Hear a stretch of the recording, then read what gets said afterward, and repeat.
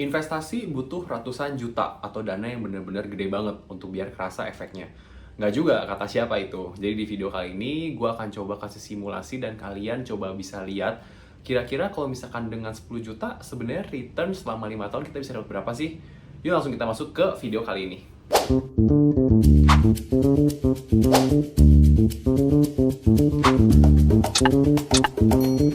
Halo guys, balik lagi dengan gua Ken. Jadi di video kali ini gua akan kasih sedikit kalian insight mengenai investasi dengan 10 juta itu sebenarnya cukup nggak sih, dan worth it-nya selama 5 tahun ke depan itu seperti apa. Jadi mungkin sebelum gua mulai ke simulasi ya dan memberi kalian insight dari pengetahuan gua tentang investasi 10 juta ini, gua akan kasih sedikit kalian basic pemikirannya. Sebenarnya investasi itu kenapa harus dilakukan? Yang pertama, investasi itu harus dilakukan karena kita tahu setiap tahunnya nilai uang terutama di Indonesia, rupiah itu berkurang. Berkurang kenapa? Karena ada inflasi. Ini udah gue bahas di video gue sebelumnya, yaitu investasi terbaik. Nah, dengan rate inflasi ini, kita harus berusaha kalahin dengan cara investasi. Karena kalau misalnya kita investasi tapi lebih kecil dari rate inflasi, itu buat apa? Itu sama aja uang kita tergerus setiap tahunnya. Nah, ada beberapa sebenarnya pilihan jenis investasi. Yang paling aman itu kalian pasti tahu, yaitu deposito. Tapi gue udah kasih listnya juga di sini, kalian bisa lihat. Deposito sendiri itu kita ambil salah satu bank terbesar, yaitu BCA. Itu returnnya itu antara 2,5 sampai 3%. Bisa dibilang returnnya itu kecil banget dan mepet banget nih dengan rate-nya inflasi. Jadi bisa dibilang menurut gue ini nggak terlalu menarik. Walaupun secara risk-nya itu benar-benar aman. Karena kita mempercayakan uang kita ke bank besar dan bisa dibilang itu aman sekali gitu. Nah, gue juga udah kasih kalian ini list ya, beberapa return dari bank-bank besar. Bukan dibilang bank-bank besar sih, tapi lebih ke arah bank-bank yang emang lagi menawarkan rate deposito yang menarik. Dan kebanyakan bank-bank tersebut itu bergerak di digital bank. Nah, di sini ada listnya, 3 besar aja yang gue kasih ke kalian. Yang paling besar itu ada di Krombank, yaitu rate depositonya, return atau depositonya itu di 8,75%. Tapi apakah kalian puas dengan 8,75%? Menurut gua enggak. Nah, jadi kalau misalnya pertanyaan ya, kita masuk ke inti dari video ini. Pertanyaannya, kalau misalnya 10 juta itu lebih baik diinvestasikan kemana nih? Nah, kalau misalkan gua yang diibaratkan punya 10 juta itu, gua akan invest ke dua jenis instrumen. Yang pertama ada cryptocurrency, which is gua akan invest di Bitcoin, dan yang kedua itu di saham.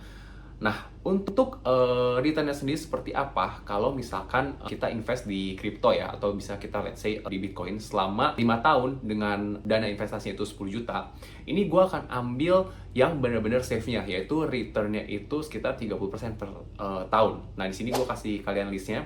Kalian lihat ya simulasinya. Kalau misalkan kalian dengan 10 juta aja, kalian menabung di Bitcoin dengan rate per tahunnya itu 30%, return rate-nya itu 30%, kalian bisa lihat di tahun kelima uang kalian jadi berapa. Nah, menurut gue sih ini baru 10 juta aja, tapi kalian bisa mendapatkan hasil yang berkali-kali lipat nih dengan apa yang udah kalian investasikan di awal 10 juta. Tapi dengan catatan, ketika kalian mendapatkan returnnya, kalian harus investasikan lagi gitu ke Bitcoin ini. Jadi bisa dibilang ini adalah compounding. Ya, compounding itu yang benar-benar nggak bisa ngalahin dalam konteks investasi ya. Compounding itu nggak bisa ngalahin, karena kenapa? Karena itu dana kita diputar terus nih, diputar terus, menghasilkan uang terus, dan semakin lama itu modalnya akan semakin besar dari return yang udah kita dapatkan gitu. Nah, ini bisa dibilang benar-benar besar banget nih kalau misalnya kita benar-benar breakdown secara detail selama 5 tahun ke depan itu akan jadi apa. Nah, di sini juga gue akan kasih lihat di saham. Gue ambil di saham itu bener-bener returnnya itu dari pengalaman gue yang kecil banget, yaitu 7% per tahun. Bisa dibayangin ya. Jadi kalau misalnya kalian lihat aja untuk BCA sendiri itu per tahunnya itu selalu mengalami kenaikan gitu dari tahun ke tahun. Nah, jadi gue ambil ini yang benar-benar kecil banget. Ini udah benar-benar di luar konteksnya kalau misalnya kita mendapat saham multi-bagger kayak kemarin itu ada Pani atau Cuan atau BRPT, itu bisa kita kesampingkan dulu. Kita benar-benar yang stabil di 7% aja. Kalian lihat dengan 10 juta ini bisa jadi berapa di tahun kelimanya. Nah, kalian udah lihat ya, dan kalian kebayang ya kalau misalnya dibandingin dengan bunga deposito atau return deposito, itu bisa dibilang kalau menurut gue pribadi kurang menarik, walaupun secara risknya itu benar-benar safe banget. Ya, tapi baik lagi, kalian coba nonton di video gue sebelumnya tentang Bitcoin, tentang investasi di berbagai macam instrumen.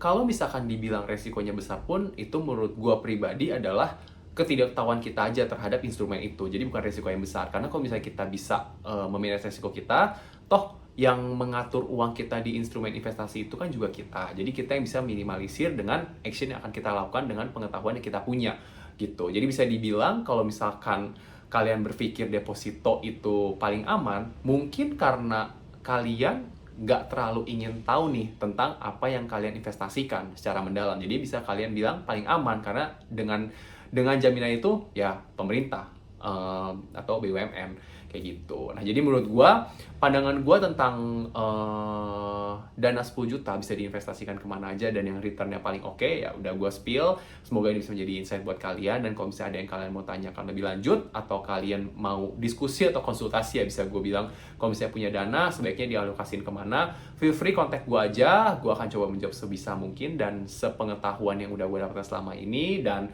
kalau misalnya kalian ada yang ingin mau dibahas juga tentang apapun itu secara finansial atau secara trading atau secara investasi, boleh tulis di kolom komen atau kontak ke IG pribadi gue. Nanti akan gue balas dan akan gue bahas mungkin di next videonya. Oke, sekian dulu video gue hari ini. Semoga membantu and see you on the next video.